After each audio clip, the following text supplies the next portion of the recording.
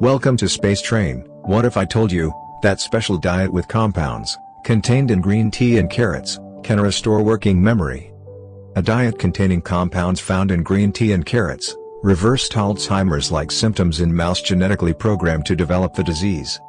Researchers emphasize that the study, recently published in the Journal of Biological Chemistry, was in mouse, and many mouse discoveries never translate into human treatments. Nevertheless, the findings lend credence to the idea that certain readily available, plant-based supplements might offer protection against dementia in humans. You don't have to wait 10 to 12 years for a designer drug to make it to market. You can make these dietary changes today, said senior author Terence Town, a professor of physiology and neuroscience at the Keck School of Medicine of USC's Zilkha Neurogenetic Institute. I find that very encouraging. What's more, the study supports the idea that combination therapy, rather than a single magic bullet, may offer the best approach to treating the 5.7 million Americans living with Alzheimer's. Combination treatment is already the standard of care for diseases such as cancer, HIV infection and rheumatoid arthritis.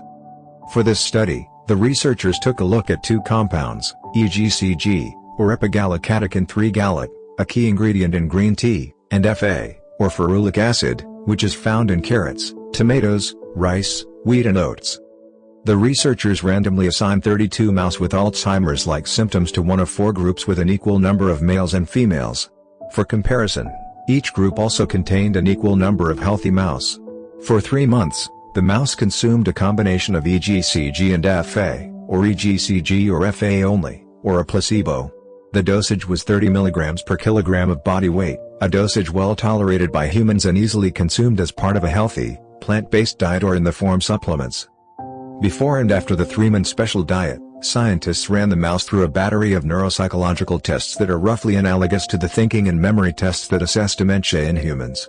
Of particular note was a maze in the shape of a Y, which tests a mouse's spatial working memory, a skill that humans use to find their way out of a building.